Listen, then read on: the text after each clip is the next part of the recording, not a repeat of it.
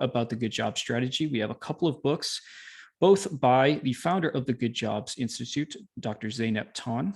The first is The Good Job Strategy, How the Smartest Companies Invest in Employees to Lower Costs and Boost Profits. And the latest book, which was just published, The Case for Good Jobs. We're going to post the links to purchase both of those books in the chat. Okay, now I will introduce our speaker, Sarah Kalik.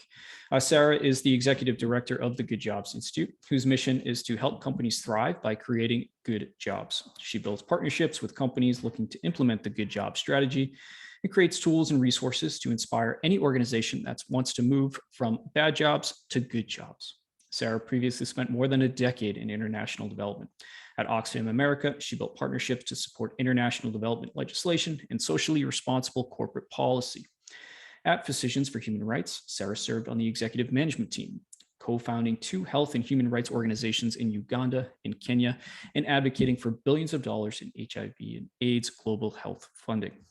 She graduated magna cum laude with a degree in social studies from Harvard, and she received her MBA from the MIT Sloan School of Management. Sarah, I'll turn it over to you.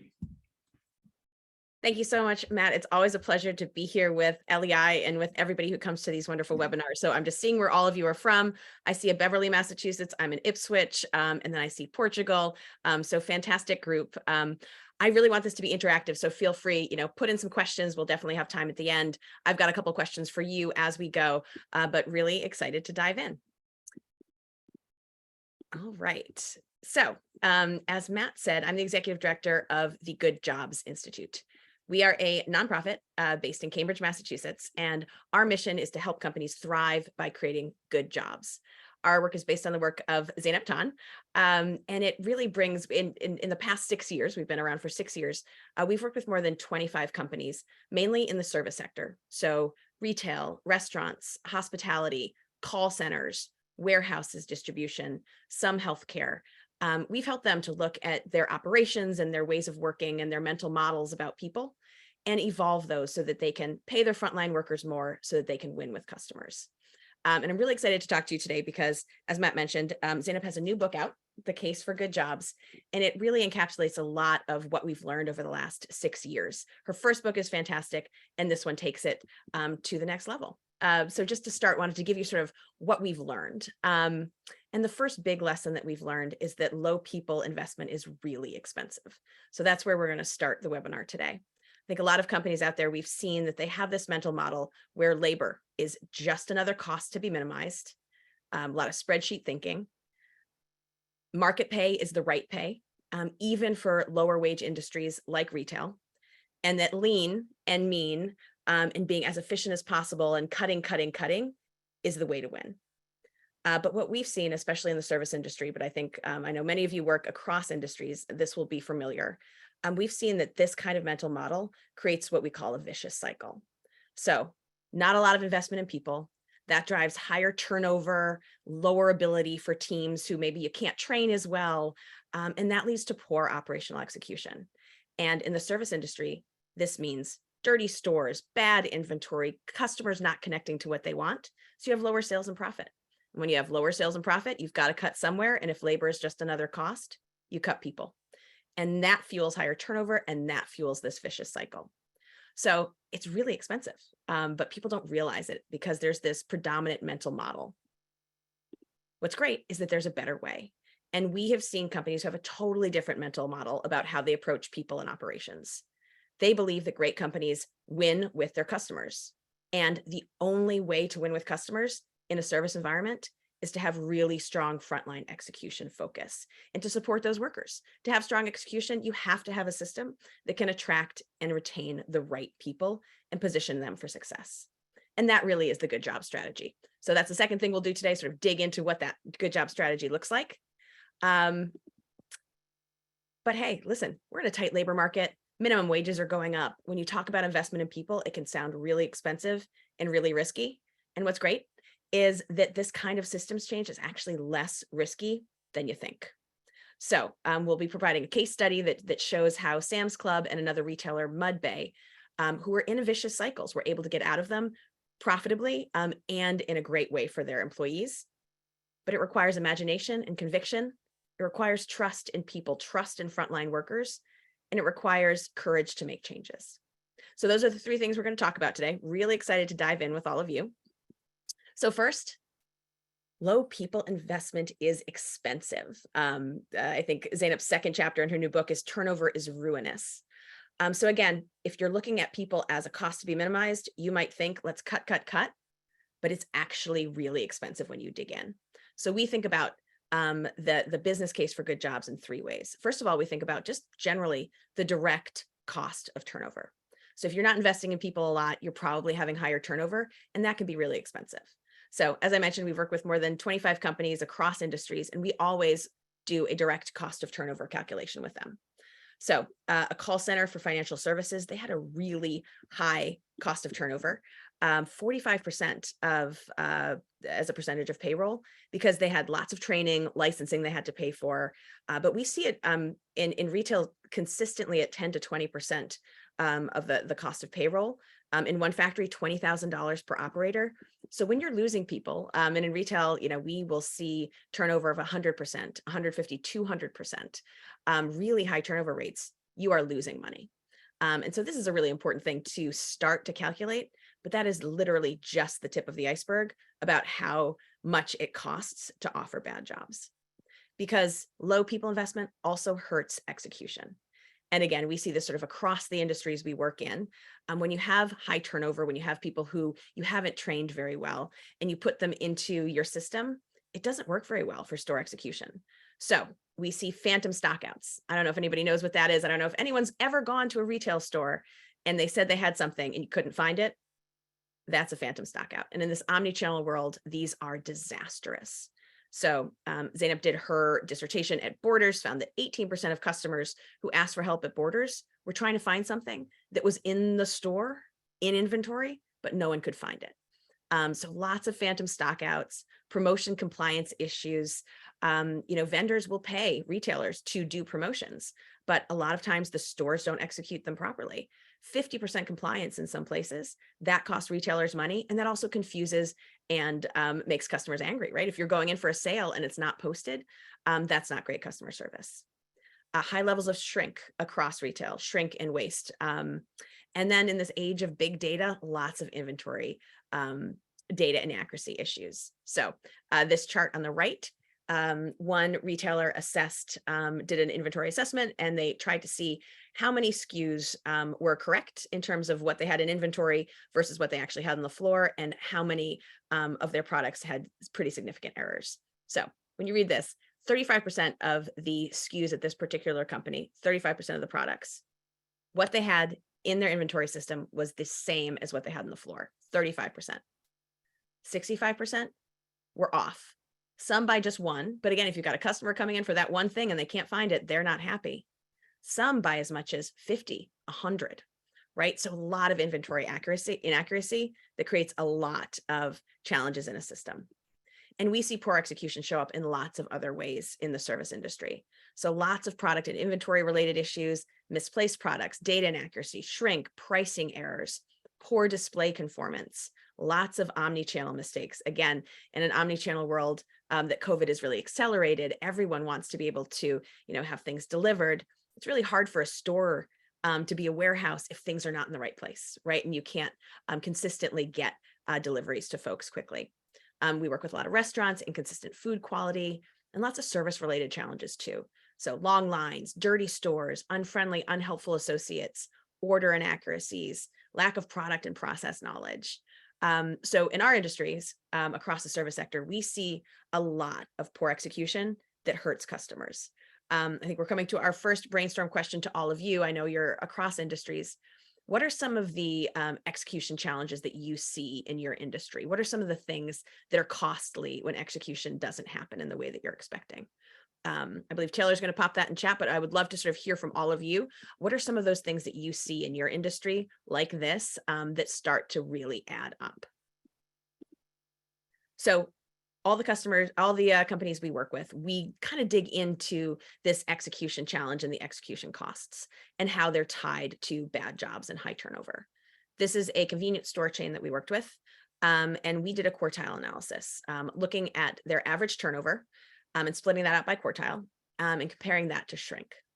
The stores that had the lowest turnover, that quartile one at about 70%, they had significantly lower turnover than every other quartile. And of course, most significantly, that fourth quartile with a 311% turnover.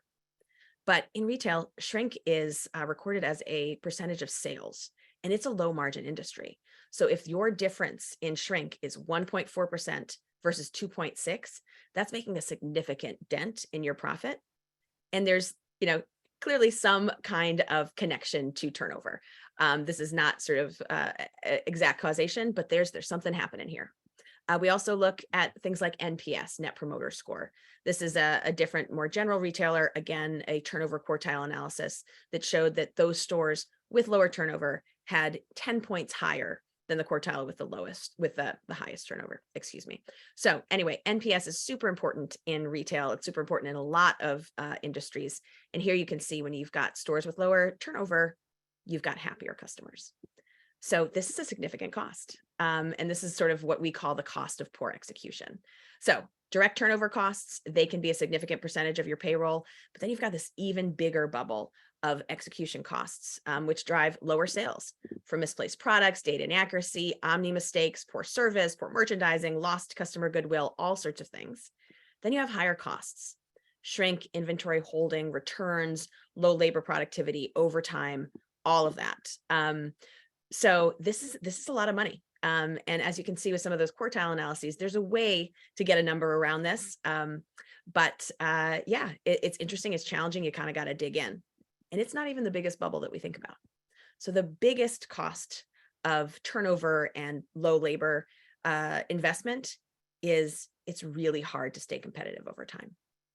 It's hard to differentiate yourself, to win with customers, to win with potential employees in tight labor markets if you're not investing in people. It's really hard to adapt to changes if you've got 150% turnover and your teams are changing every 3, 4, 5 months. And they don't even know your systems. So they can't implement all of those wonderful things that you're creating because they don't stay long enough. So this is huge. And what we see out there is that a lot of companies can still do well when they have high turnover because they're just adding things to a pretty weak system.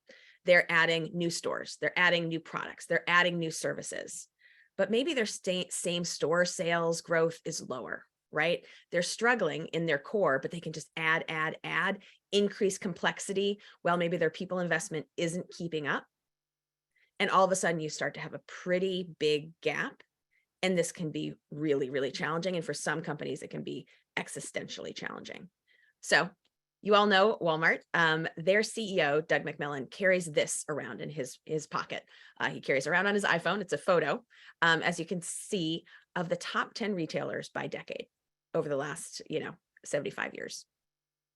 And he carries this around because he knows that you can be on the top for a long time. But if you don't keep up, if you don't keep investing in people, if you don't keep trying to win with your customers, you can fall off pretty quickly. Sears was the top retailer in the United States for decades. Now they barely exist. I think there's 20 stores left, right? So he knows that competitively, he's got to stay on top of his game. And these competitive challenges are huge. They can be existential. They can be a little hard to actually calculate, but they're great for storytelling. So I wanted to show you one more slide on the competitive case. It can be hard to say, oh, this is going to cost us 10 million, 100 million.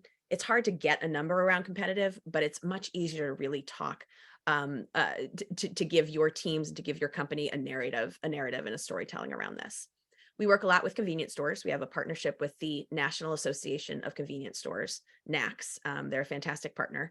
And they really believe that for C stores to thrive and to survive, they need better jobs. And this is a bit of the competitive case that we've put together for this particular market. But I challenge you and encourage you to think about this for your industry and for your company.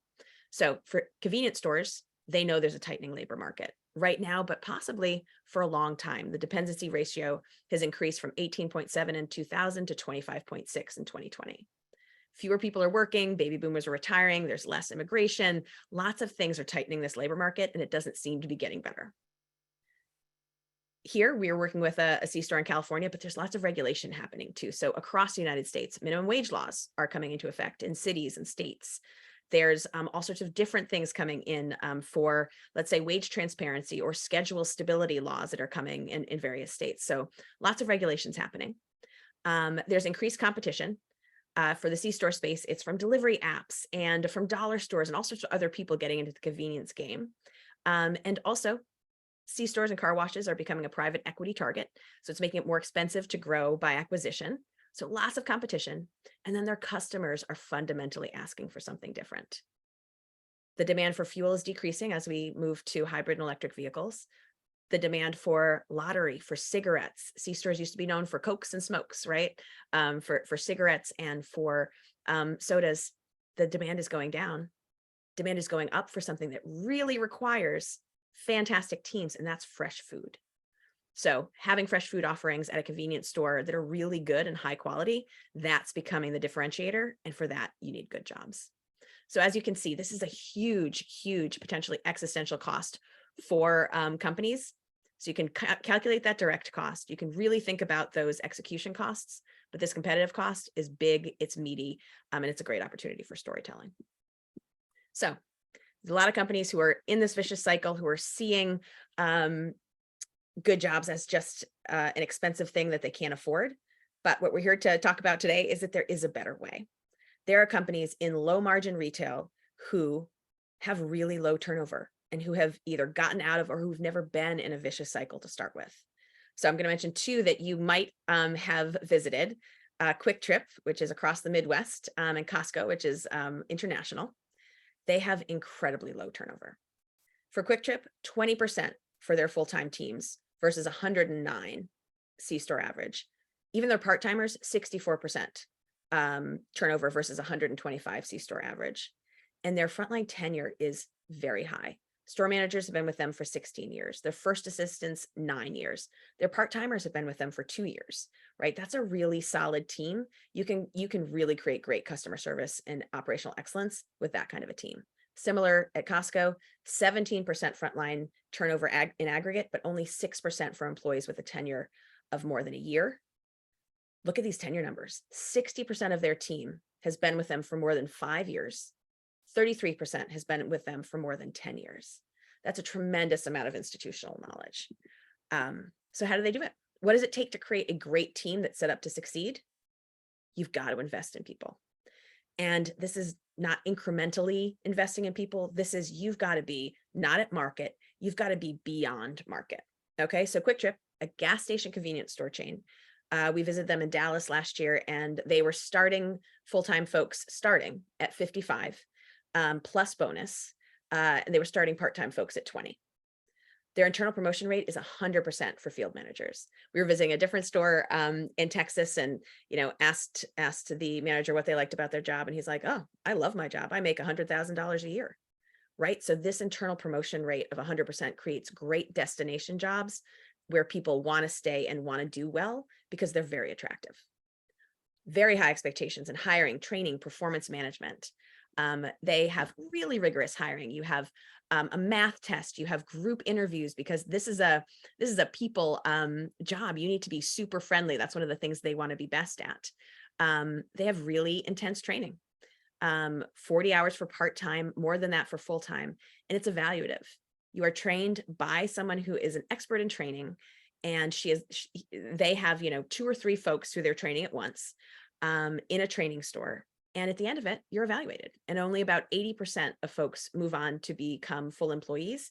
20% don't make it. So it's a very high expectations environment. Costco, in the retail space, I think the retail average is $14 an hour. They start at 17, although it's higher in a lot of geographies. But look at their average hourly pay, $26 an hour. That means very quickly, they're going to build you up to a very significant wage in retail. A wage that can help support families, a wage that in almost everywhere in the US is going to be a living wage for, I think, certainly everywhere in the US, a living wage for a single person, and likely for other family units. They also have 100% internal promotion. So these companies are investing a lot in people. But again, that can sound and feel really expensive to do. Pay alone, super important, but it's not enough. You've got to be able to leverage that big investment in people by making smart operational choices that drive productivity, that drive contribution, that drive motivation, that drive fantastic customer service. And that is where the Good Jobs strategy comes in. So the Good Job strategy is an integrated customer-focused system that combines deep investment in people with 4 operational choices that drive that kind of productivity so that you can create low turnover and a motivated, capable workforce that drives strong frontline execution, great service, and therefore improves your value to customers and allows you to adapt to changes and allows you to be a stronger company. So I could talk like a million years on the Good Job strategy itself. I'm going to go very quickly through this framework. As I go, encourage you to read the couple of books out there, check out our website to learn about each of these operational choices in a little bit more depth. But I know we've got a lot of sort of expert lean practitioners out there. I would love for you to sort of be thinking as I go through this, where are the parallels to lean? Where are the differences to lean? How can this complement sort of the lean frameworks that I use around TPS? So I would love to have that conversation and chat at the end of this, but just keep that in the back of your mind as I go. So I'm going to very quickly go through the 4 operational choices and invest in people just to give you a sense of how they all work together to create a system of high productivity and high expectations, and that create the ability to really invest heavily in people. So the first operational choice is focus and simplify. The best companies have a really clear, strong strategic focus. They want to be the best, but only at a few targeted things. They know exactly why their customers come to them. And they want to be customer first. And they know that means that they can't give customers everything they want. They have to give them their special customer value proposition. Many of you have been to Costco.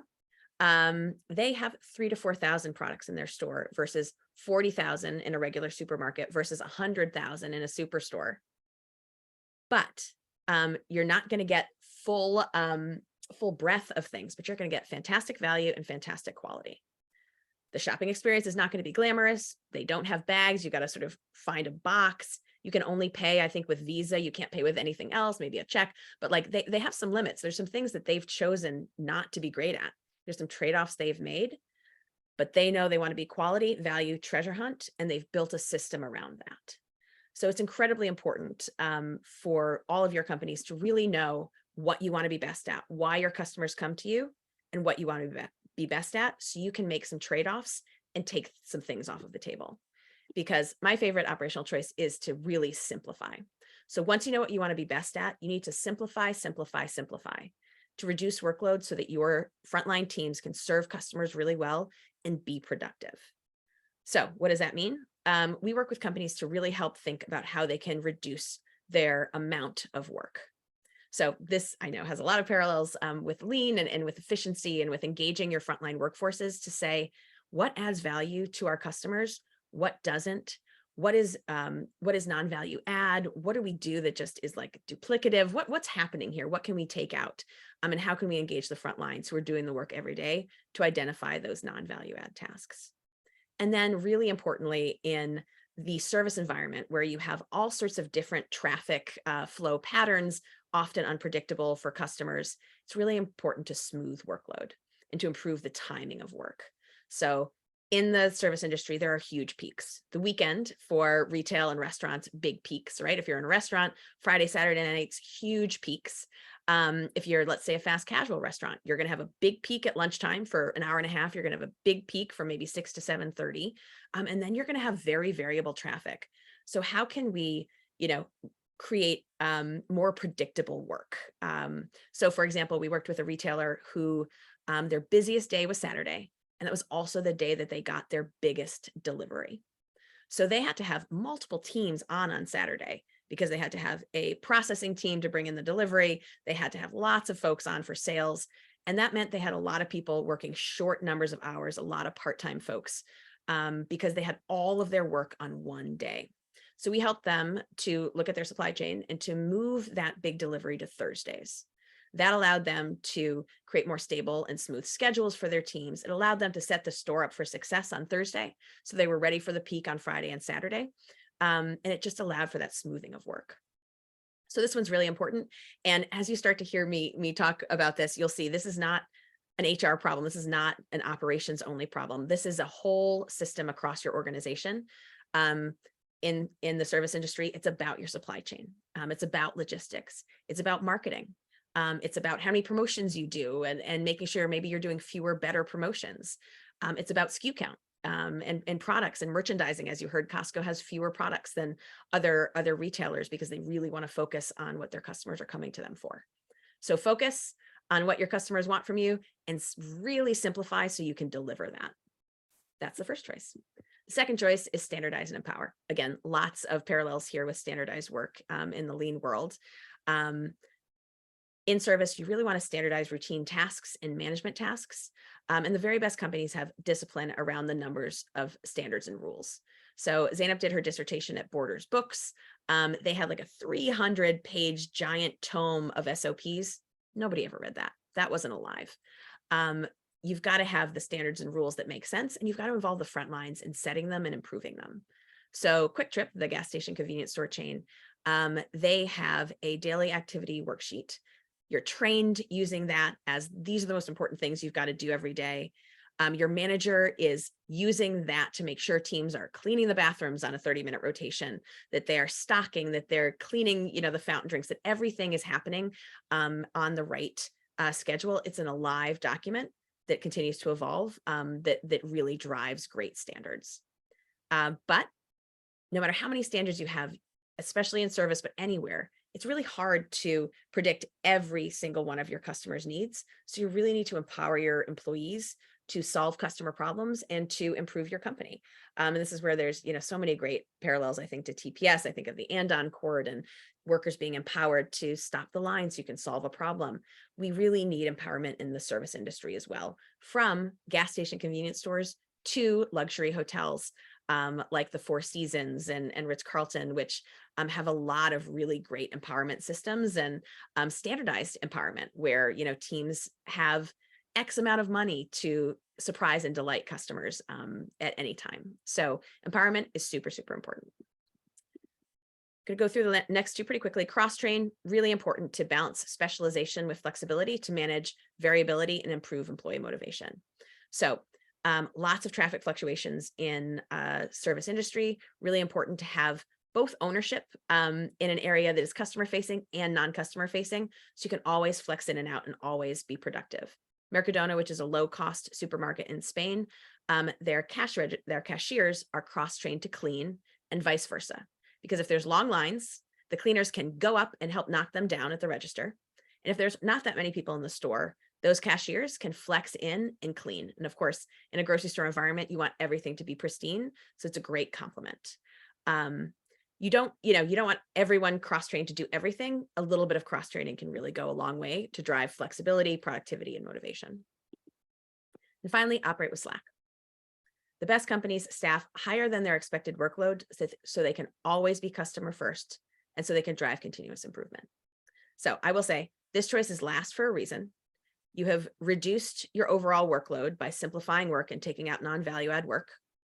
So you've already created slack using the first operational choice. You've standardized the work so you know how long things should take. And so that expected workload is going to be less variable. You've increased flexibility with empowerment and cross-training. And then you come to operate with slack. So this one's really important, but it really enables you to hear customer feedback, to do continuous improvement, allows managers to actually lead instead of being behind the cash register because someone called out. So operate with slack is important. You also can't operate with slack if you have slackers. So you need to have a high expectations environment. And that's where investing in people comes in. You've got to meet people's basic needs around pay and benefits and predictable schedules, but you also really have to invest in excellence. Strong hiring, strong training, strong performance management so that people are getting feedback. And if they're not working out, you're able to make sure that you don't keep bad apples because that can really reduce the motivation of your team. And here's also where those career paths come in. Promotion from within is really crucial to creating the kind of environment where people want to stay, want to learn, and believe that you're really investing in them.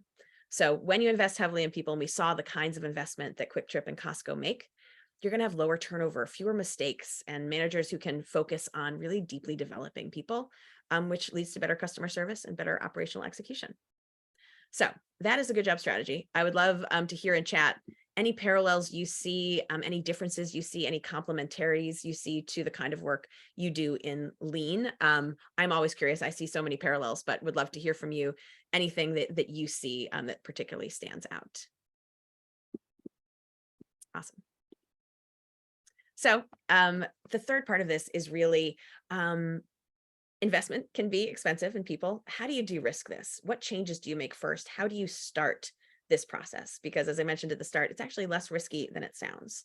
So I wanted to give you a sense of how a couple of companies have started this and what we see generally working in terms of what levers to pull first. If you're in a vicious cycle with high turnover, if you want to apply the good job strategy, what do you do first? So we've seen it's really important to make big and often upstream changes as soon as possible to reverse the vicious cycle. So the vicious cycle is really about low people investment that fuels high turnover, understaffing, low ability, and leads to this complexity workload people investment gap that is really one of the big reasons that companies are coming to us. Their work is getting more complex, their number of stores is getting more complex, and it's far outstripping their investment in people. We've got to close that gap.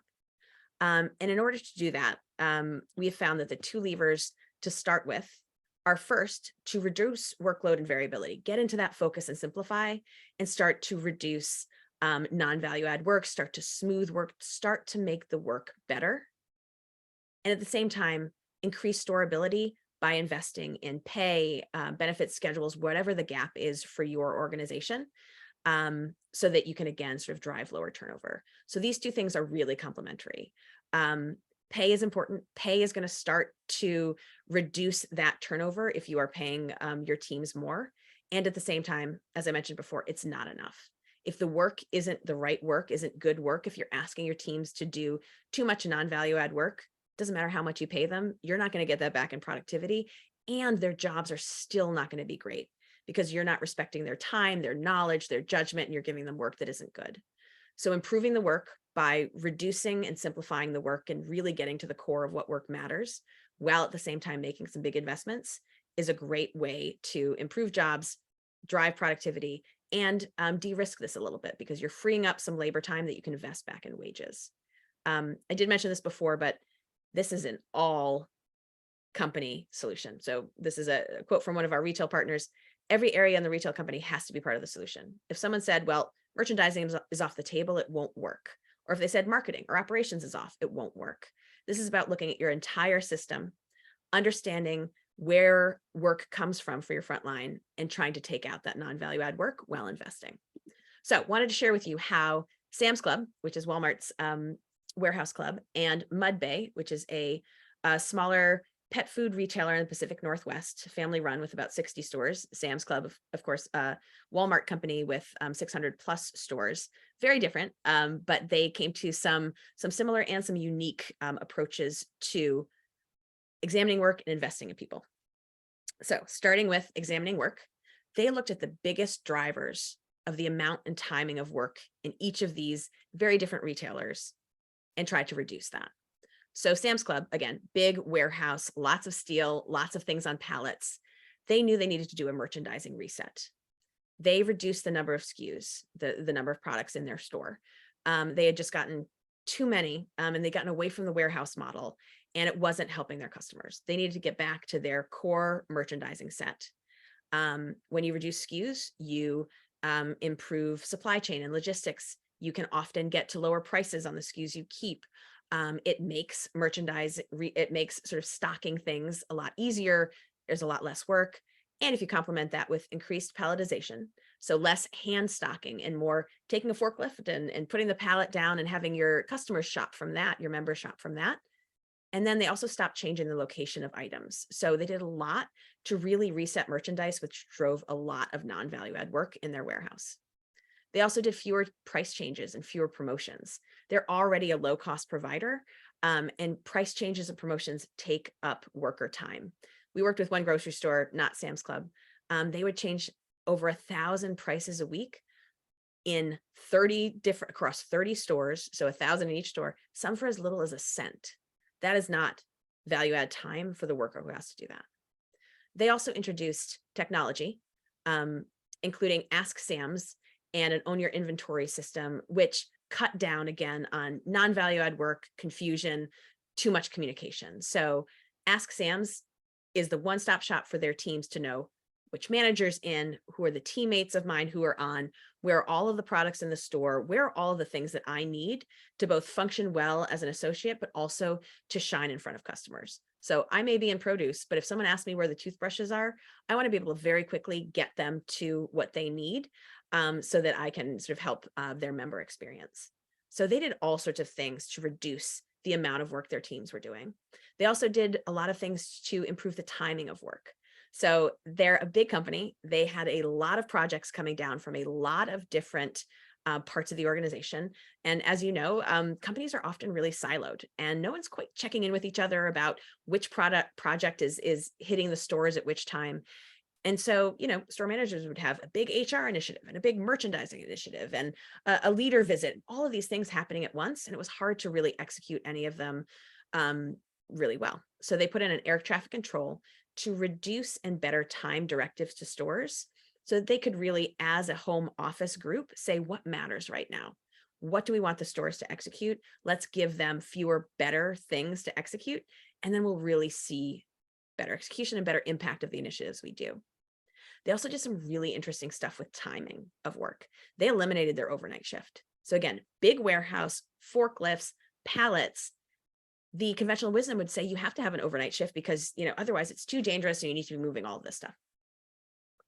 Well, they are a big warehouse, but they're also a member organization. People pay to shop with them. They didn't want to have, a big team overnight who never saw customers. They wanted to have more of their team in front of more of their customers more of the time. So they eliminated that overnight shift. And they put in 2 block schedules for their full-timers, starting a little bit earlier in the morning. So starting at about 5 in the morning. And they also opened a little bit later. So they'd have some time in the morning to get some of those big pallets on the floor. But that enabled more people to be on the floor with their customers for longer in the day. And it made a big difference. Mudbay, they did a lot of really similar things. They also reduced their product variety, and that allowed them to get slightly better prices, and also, again, improved their stocking and reduced stocking time. They also did some really interesting stuff with store hours that I'm going to talk about in a minute. And finally, they looked at their predictability of work. Their delivery drivers were coming all sorts of times in the day, and it was really hard to plan for work. So they improved communication with them so they'd have more consistent deliveries, which again drove a lot of work unpredictability. So that allowed for better schedules. So Mudbay reduced their store hours, and this was a challenging thing for them to do. But I'm going to take you through that first and then come back to this. So Mudbay's mental model was, we want to reduce hours, and we think this is going to help us win with customers. Now, if you just sort of taking a spreadsheet point of view, if you think all else equal, if we reduce store hours, this can be less convenient for customers, right? And if you look at the math, the lower sales do not make up for decreased payroll, right? So yes, we're going to be saving money if we close a couple of hours early on Fridays, Saturdays, and Sunday nights, when there aren't that many customers coming in, when our employees don't really want to be there, but we're not going to make up for it. So we shouldn't do this. Our customers are going to be mad. We're not going to make up for it. This is a bad decision. The different mental model, if you are a Good Jobs company, is when you're thinking about your whole system, when you're thinking about your customer value proposition, you think, all right, why do we exist? So Mudbay is a pet food retailer. They exist because they want to be consultative sellers to people who love their dogs and cats. If you're crazy about your dog and cat, they want you to come in and not just, buy a bag of food, but they want to be your first time, all the time shop for, what if my dog has, bad joints and is getting older? What if they're overweight? What if they've got stomach challenges? What if all these things are going to happen to pets? I hope there's some pet lovers out there, but they want to be a consultative seller and build deep relationships with pet parents. So if that's your value proposition and you reduce store hours, yes, it's slightly less convenient for customers, but you're not in the convenience game, right? Chewy, Amazon, maybe those are going to be sort of, or supermarkets that are open, later at night. Maybe they're in the convenience game. Maybe less convenient for customers, but it's so much better for your workers. They have a better schedule, and that's going to drive lower turnover. And it's better for the work. If you lower those hours on Fridays, Saturday nights, when again, nobody really wants to work at a pet store that's not busy, you'll have more overlaps in shifts, better handoffs, better operational execution. And all of that is going to create a better value proposition for your customers. Lower turnover means you can do better consultative selling, your customers better, the products better, you can have better in-stocks, lower prices. All of this comes together to actually create higher sales and higher customer satisfaction. If you think about it in a systems view, if you take into account your customer value proposition, and if you get outside of a spreadsheet. And in fact, they did lower hours. They communicated really well with their customers, and they flourished. They really were able to succeed in what might be a sort of counterintuitive strategy. And it was really the same with Sam's Club. So, again, they did some maybe counterintuitive things to remove non-value add work and to smooth work. So they took people off that overnight shift. So they were in front of their customers more. They took a lot of work from this first quote. We removed a lot of work that didn't help members, but was done for us. Things done in the back room and in the offices. We redirected their energy so the members felt like they were there for them. When we put more of our team in front of the members on the floor, we started getting letters from people saying, thank you for hiring all the additional associates in your building. We didn't do that. It was the same people, the same team, but they had more time to be on the floor serving. So this is where you start to see the de-risking, right? When you reduce the amount of work that doesn't really drive value for your customers, and you reallocate your teams in front of your customers, all of a sudden it feels like you've created so much slack. You haven't had to hire anybody else. You've just changed their work. They also, in a membership organization, reducing the number of SKUs might feel counterintuitive, right? Your members are paying to shop with you. You should be offering them as much as you can. But in fact, the second quote is from some of their experiments with SKU reduction. We started reducing 25 to 30% of the SKUs. And the first thing that I was concerned about was the reaction of our members. This is a Sam's exec. Our customers who were paying to shop with us. But immediately I watched a 4% increase in our NPS score regarding the wide assortment. If you've got too much, people just can't see it. They can't shop it. So reducing SKUs actually increased customer satisfaction because, again, nobody's coming to Sam's to get every single thing on their list. They're coming for great value and great quality. So let's get them there. So focus and simplify really helps improve your team member value proposition as well as your customer value one. So it helps you be able to pay people more, have more stable schedules, and it really drives more meaningful work. And I think you can see all of that when you stop having people do work that is, dumb, dirty, dangerous, not really great for the customer. They're going to feel more pride, more respect, and more meaningfulness in the work. And again, you'll get to that pay and benefits. You'll get to be able to invest more in people. So really important to also increase your storability by investing in those basic needs. So we really recommend companies invest in pay as early as possible and as much as possible. Pay is not everything, but its absence guarantees high turnover and poor execution. You really can't reduce turnover without higher pay. And many people underestimate the importance of pay.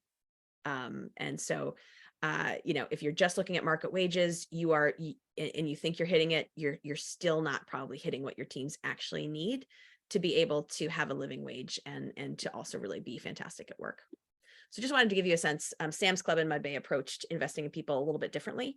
And there's lots of ways to do this. So here are a couple of ways. Sam's Club said, we've got to make some big changes. We want to look at who our members are talking to the most in store, and we want to keep them. We want to look at who is going to have to really be leading this transformation with us, and we want to keep them and reduce their turnover. So they started by making a significant wage increase for key roles. Team leads who ran departments and the butcher, the cake decorator, people who the members talk to all the time. And they increased their wages $5 to $7 an hour. Huge. This is huge. This was life-changing for people. So they went from, say, $15 an hour to $22 an hour. This is a life-changing amount for people. And it signaled, that they were going to be making big changes. And it also signaled, reciprocity. We want you to stay. We need you to stay. We need your leadership here. They were able to get to a second wave of positions with some really large wage increases, maybe 6 months to a year later, and they were able to get everybody from a minimum wage of $11 to $15 an hour in 2021. So that whole thing took about 2 years, but it was in waves. Mudbay, they weren't able to make really big wage increases all at once. They took everybody along, increasing wages $3 to $4 an hour over 3 years, about 50 cents every 6 months, really telling people we're making changes, we're investing as quickly as we can. And they ended up, increasing wages about 30%. And in 2021, they were able to get everyone to a living wage, again, in the Pacific Northwest, where the cost of living is fairly high. So it was a different journey for them. Both companies increased the number of hours teams worked, got to a higher number of full-timers, and also, improved hiring and training. Sam's Club implemented block schedules for more stable schedules for their full-timers. So lots of ways to invest in people and lots of different ways to do it. But really like the creativity of Sam's to focus on those key roles and stabilize those first, and Mudbay increasing steadily over time. Communicating that really clearly. So these changes, they're not as hard or as risky as one might think because they really complement each other. As you're reducing non-value add work, you're freeing up productivity, you're driving better service, and that can help you pay for some of those people investments that you need to make. I'm almost done, I promise, because I want to get to some Q&A. All of this has great impact for both of these companies. So their store team ability at Sam's Club, hourly turnover down 25%, manager turn down 29%, full-time mix up 13%, time to fill manager openings down 50%. Since 2020. That's huge. That means they can grow. That means they can evolve because they're not, waiting months to fill a manager position. Promotion of hourly to salaried up 117%. People are staying, people are building careers with them.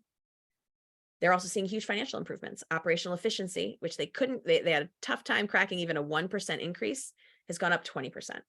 Net sales up 43%, and improved same-store sales, double-digit increases for the last 12 quarters. And their competitive improvements are huge too. They're able to reduce prices, and they're the low-cost provider, so that's really important. And their member NPS is up 7%. So member retention and more members coming in is a huge driver for success for them. Mudbay, similarly, turnover down, full-time mix up, all sorts of their most important sales metrics are going up. And really, most critically for them, their competitive case. They sell dog food, cat dog things. They really wanted to get into services because those are higher margin. Once they had lower turnover, they were better positioned to expand into higher margin world of services. Super interesting and important for them competitively. So in closing, the Good Job strategy requires a new decision-making process that addresses some of the common barriers to systems change that we see. So we work with more than 25 companies. Many of them, several of them have really been able to do this well. Many of them are still on their journey. It can take some time. And a couple have really had a hard time. And so some of those common barriers we see are siloed decision-making that only considers one part of the system.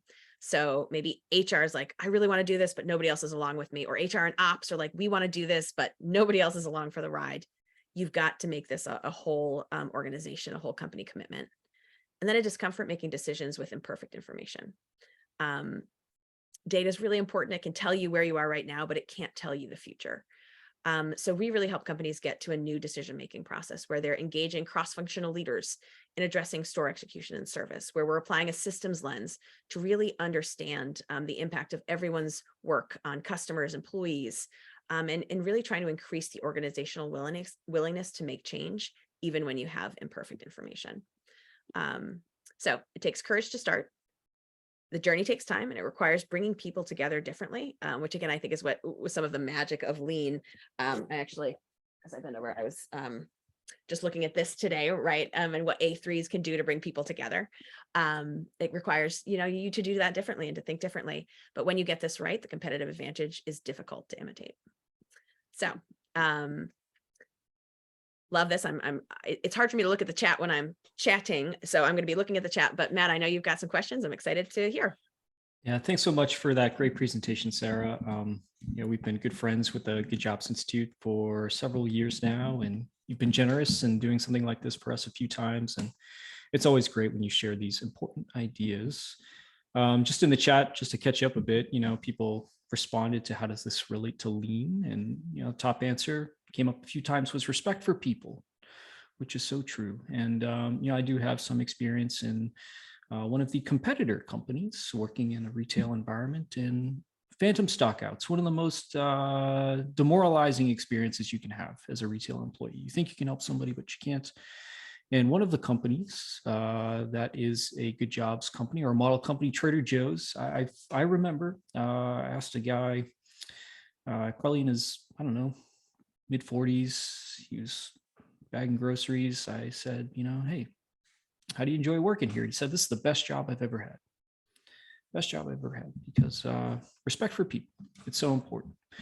A lot of questions did come in, and let's start here with the first one. Keep dishing out questions, everybody. We have a few minutes. The top one comes from Guy Di Florio. I hope I pronounced that correctly. Sarah, can you discuss how the method can be applied to manufacturing or distribution? Any cases in those industries to share? Yeah, absolutely. So Jamie Bonini from TSSC is on our advisory board. So we're often thinking about manufacturing, and distribution and warehouses are huge in retail as well. So this is extremely applicable. And I think, again, that's why it's fun to see sort of all of the ways you see ties to lean. You can take this framework, and what we do is we do a 2-day workshop with the leaders of an organization, and we take them through an expanded kind of thing that you just heard, and really dive in deep to identify the opportunities that they have in their company using the framework. And this works very well in manufacturing. It works very well in distribution. There's all sorts of focus and simplify to dive into, standardize and empowerment. So I would just think about this. It applies directly. Yeah, and TSSC does have a lot of great short videos of transformations they've led on their website. Encourage people to check those out. Lots of overlap, and you can head over to lean.org and see case studies of manufacturing companies not implementing necessarily the good job strategy, but like Sarah said, so much overlap between our way of thinking. Next question is about training, and so often overlooked inside of companies, the importance of training. This is submitted by an anonymous attendee, but they say training can often be go sit with Joe. I've had that training myself. The value of which often gets diluted over time. Do you recommend a training checklist for the different types of jobs you hire for? Yeah, so training is incredibly important. So we do talk a lot about pay, because that's sort of that's what you see when you're applying for jobs, and that makes a huge difference for people. Training is incredibly important. If you come into a job and go sit with Joe is actually sometimes generous. Sometimes it's go onto the cash register, right? You don't have any training because people have such high turnover. The very best companies do invest heavily in training, in the training infrastructure, in trainers who are trained to do this, and then the hours for their teams to actually do training. And this is also where we see a lot of like silos and disconnects. So if you've got a home office HR team, super talented, they can create the most beautiful, computer training. But if you don't have enough computers at your store, if people can't get access to it, it's not going to come alive. So it's really important. The Quick Trip case has some great details about how they do their training, but checklists are great. Having the training mirror the work that they need to do. Again, Quick Trip does that with their daily activity worksheet. You're trained using that, so you know the cadence of the work that needs to happen and the tasks that need to happen. But it is expensive, and you have to do it in conjunction and in communication with your store managers, your store teams, so you don't create this beautiful training that's completely not executable. And again, you've got to create slack in the system so that your managers can actually train people, because sometimes we see that gap too. Yeah, in our world, we use a method called training within industry, job instruction, which really comes from World War II, and all kinds of resources you can find on lean.org, but really very consistent with what Sarah was saying, done where the work is done, and time is allocated to it. It's an investment, an important one. A couple of kind of practical questions about the case studies that you shared, Sarah. One is around Sam's Club, and Glade Nielsen asks, can you share more about the air traffic control system at Sam's Club? Yeah, so we've had a couple of companies sort of approach this in different ways, but it's really about building out a team that is looking across your organization, to HR, to merch, to marketing, and saying, come on, everybody, what are your plans for this month, 3 months, 6 months? What do you need the stores to be doing? What are you hoping to roll out? all right, let's look at this across, and we've got too many things here in March. We've got not enough here. How can we smooth this work, right? Our peak, let's say, is November, December. Let's pull everything out of that so our teams can just focus on customers. So this looks different in every company who does it, but it's really bringing together a core of people who can build trust across the organization to create a more smooth flow of initiatives to stores. Because again, so many really talented people who are working in corporate positions, they do all these great initiatives, but stores can't execute things all at once. So we were working with one retailer, and their store manager had a printout of emails this big from industrial engineers who had created, time-saving, initiatives. She hadn't read any of those emails in 3 weeks, but that time had already been taken out of her labor budget. Stores can't do everything. So let's make sure that we as HQ are giving them the focused, correct things to do, and that we have a team dedicated to that, and that they have the power and the trust to do it. And, the importance of understanding the work. What are real time saving opportunities? The only way to really understand that is by understanding what operators are actually doing to serve customers. And if all that direction is coming from headquarters that has no idea what's actually happening inside these stores, unlikely that is going to happen successfully. I think we have time for one more question. This came actually through registration, so not in the live chat here. This is from Gerard. What will be the motivation for managers to invest in people when targets from above are fast cost reduction? Something that so many companies deal with. Yep, absolutely. And this is really hard. So I think you shared this in an email, so folks may have seen it, but Harvard Business Review did an interview with Tim Simmons, who ran a lot of this work at Sam's Club. And for him, there's a great quote in there about sort of how this work moved him, like tremendous amount of purpose when you're creating better jobs for hundreds of thousands of people, right? Like this, we've talked to many executives across the companies we've worked with, and this is often, the most impactful thing that they've done in their career, because again, you're changing lives at the same time that you're creating a much more sustainable company. And you've got, a lot of pressures coming in to cut. So it's really about building that compelling business case. It's really about sort of trying to, build partnerships across your organization. Sometimes it might be about leaving your organization and finding one that is more dedicated to people. But we also want you to fight the good fight inside of your company. Again, we don't necessarily train folks to think in this systems way. We don't necessarily train folks to believe that frontline workers are capable, and they're amazingly capable. And of course, probably the best case study for that is NUMMI and John Shook, looking at the change in the workforce when you respect them differently using the Toyota production system. So if you're in an environment where it's hard to do this, keep up the good fight, make allies, make that business case, or, find a company that will really respect this. I see Bucky's in there. We don't work with them, but I love to see when folks are posting that they pay well, and put your talents there. All right, we're at time. Thank you everybody for joining us. And thanks again to Sarah. A lot of people asked if this recording will be posted. It will be. We'll have it up on lean.org later this week. We also have another webinar coming up about some of the new online education we're developing. That's on Thursday at the same time. You can register at lean.org/events. Thank you again, Sarah, for doing this. We so appreciate it. And thanks everybody for joining. Farewell. Thanks all.